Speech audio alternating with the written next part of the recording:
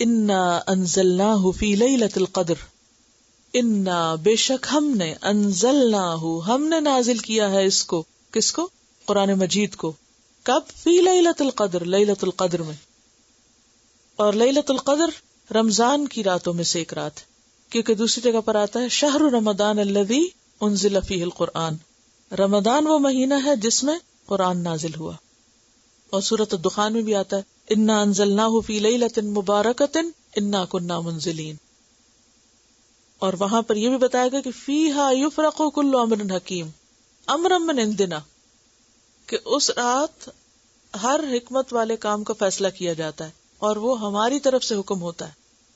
تو انا انزلناہ فی لیلۃ القدر، اور عام طور پر اردو میں اس کو کیا بولتے ہیں؟ شب قدر. اردو میں قدر کا ترجمہ قدر ہی کیا گیا ہے، ورنہ قدر کے کئی ایک معنی ہیں. قدر و قیمت بھی، عزت، تقدیر، مقدار. تو عزت والی رات کیوں ہے یہ؟ کیونکہ اس میں ہر نیک عمل کی یا نیک بندوں کی قدر کی جاتی ہے، کئی گنا اجر زیادہ دیا جاتا ہے. وہ آتا ہے نا من قام لیلۃ القدر ایمانا واحتسابا غفر له ما تقدم من ذنبه. اور قدر یقدر تقدیر کا کیا معنی ہوتا ہے؟ کسی معاملے کی تدبیر کرنا، اور تقدیر کے لیے بھی آتا ہے. ابن عباس کہتے ہیں کہ اس رات میں سال بھر کی آنے والی باتیں عالم بالا میں مقدر اور معین کی جاتی ہیں. کسی کا مرنا، بیمار ہونا، رزق کی فراخی، تنگی. اور پھر یہ بھی ہے کہ اس رات میں کثرت سے فرشتے زمین پر اترتے ہیں. وما ادراک ما لیلۃ القدر، اور کس چیز نے واقف کیا تجھ کو کہ لیلۃ القدر کیا ہے، یا کون بتائے تجھ کو کہ لیلۃ القدر کیا ہے؟ لیلۃ القدر خیر من الف شہر، شب قدر 1000 مہینوں سے بہتر ہے. یعنی وہ ایک رات ایسی ہے کہ جس میں 1000 مہینوں سے بڑا کام ہو گیا، یعنی قرآن کا نزول. اور ویسے بھی اس رات کی عبادت جو ہے وہ انسان کے لیے بخشش کا ذریعہ ہے. جیسے آتا ہے نا من قام لیلۃ القدر ایمانا واحتسابا غفر له ما تقدم من ذنبه. تو جس کو یہ رات نصیب ہوگی وہ بہت خوش قسمت ہے. حدیث میں آتا ہے حضرت عائشہ فرماتی ہیں کہ نبی صلی اللہ علیہ وسلم جب آخری عشرہ ہوتا تھا رمضان کا تو اپنا تہبند کس لیتے اور راتوں کو جاگتے اور اپنے گھر والوں کو بھی جگاتے. بخاری اور مسلم کی روایت ہے. ایک اور حدیث میں آتا ہے کہ حضرت عائشہ فرماتی ہیں کہ نبی صلی اللہ علیہ وسلم آخری عشرے میں جتنا مجاہدہ کرتے کسی دوسرے وقت میں نہ کرتے، یعنی بہت زیادہ عبادت کرتے تھے. اور حضرت عائشہ نے پوچھا تھا نا کہ اگر کسی کو لیلۃ القدر نصیب ہو تو وہ کیا پڑھے، تو آپ نے کیا دعا بتائی تھی؟ اللہم انک عفو تحب العفو فاعف عنی. تنزل الملائکۃ، اترتے ہیں فرشتے. تنزل اصل میں تھا تتنزل، یعنی اترتے رہتے ہیں، یکے بعد دیگرے اترتے چلے جاتے ہیں، اور اس کثرت سے اترتے ہیں کہ زمین بھر جاتی ہے.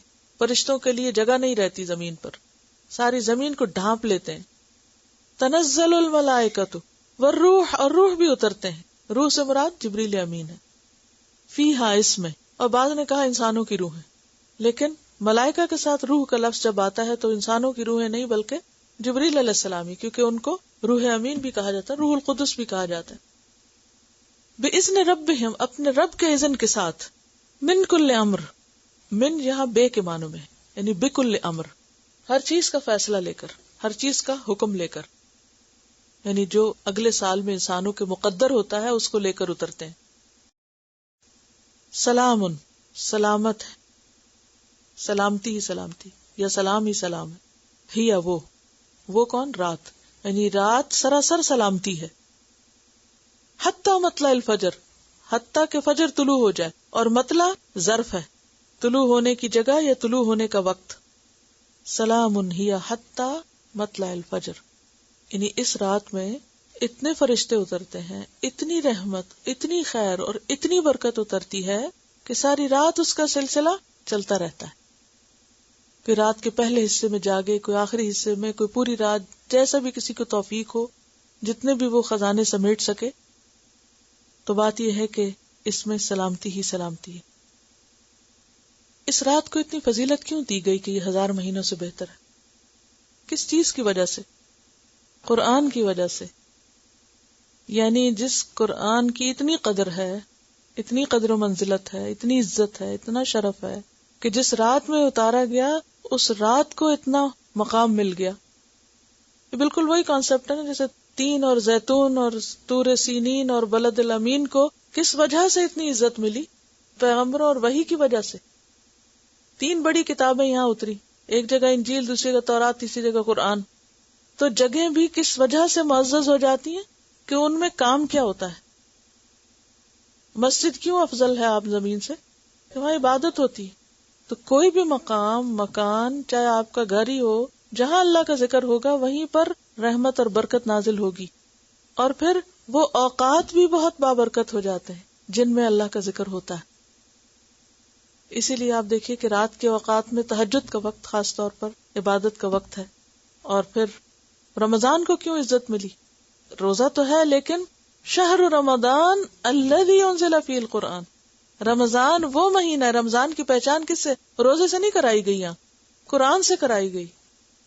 شب قدر کو قرآن کی وجہ سے عزت دی گئی، البلد الامین کو اسی وجہ سے عزت دی گئی. تو اگر ہم اس کی قدر کریں گے، اس کو پڑھیں گے، اس کا حق ادا کریں گے، تو یہ ہو نہیں سکتا کہ پھر اللہ کے وعدے پورے نہ ہو. اتنا کچھ جاننے کے باوجود پھر بھی افسوس سے کہنا پڑتا ہے کہ بہت سے لوگ اس نعمت سے غافل ہیں، اس سے محروم ہیں، اس کی قدر نہیں کرتے، اس کی طرف توجہ نہیں دیتے، اس کو اہمیت نہیں دیتے.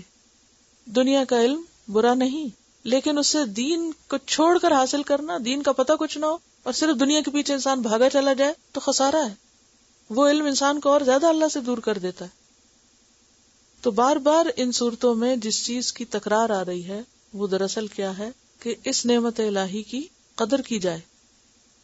قرطبی نے ایک حدیث روایت کی ہے کہ جس شخص نے قرآن سیکھا مگر پھر اس کو بند کر کے گھر میں رکھ دیا یا لٹکا دیا، نہ اس کی تلاوت کی پابندی کی، نہ احکام میں غور کیا، قیامت کے روز قرآن اس کے گلے میں پڑا ہوا آئے گا اور اللہ کی بارگاہ میں شکایت کرے گا کہ آپ کے اس بندے نے مجھے چھوڑ دیا تھا، آپ میرے اور اس کے معاملے میں فیصلہ فرمائیں.